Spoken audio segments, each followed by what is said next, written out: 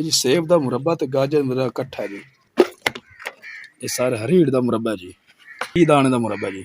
बस अल्लाह बख्श। असं जी मुरब्बा बेच रहे हैं चार जे शाम को घर जाते हैं मुरब्बा चार बस पूरे वाले चन्नू मोड़ ते फैक्ट्री है 50 किलोमीटर इतों लाए तो चलते हैं मुरब्बा उतो लाए तो फरोख्त करते हैं जी।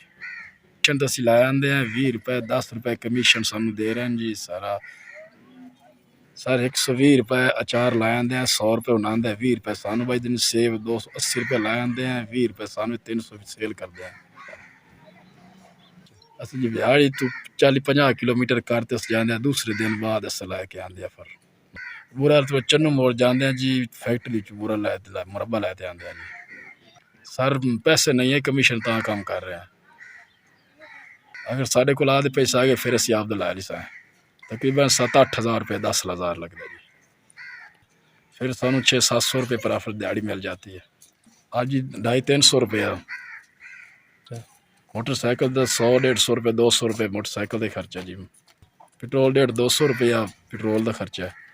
कमीशन के सारे असी 100 रुपये सानू दे रहे हैं नकद पैसे नहीं सानू 80-90 रुपये दे रहे हैं जी। कमीशन अद्धा बचत होती है सानू उस तो कमीशन घट बचत होती है। बच्चे पढ़ते हैं स्कूल मस्जिद पढ़ते हैं एक स्कूल पढ़ते हैं।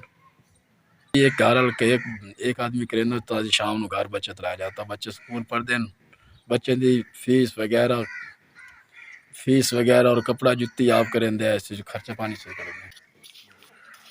बंदे सन दिते ना 4,000 रुपये अल्लाह ताला की जिंदगी करे अल्लाह ताला की उम्र वड्डी करे अल्लाह ताला बच्चे की जिंदगी करे साड़ी मजदूरी चलाईस।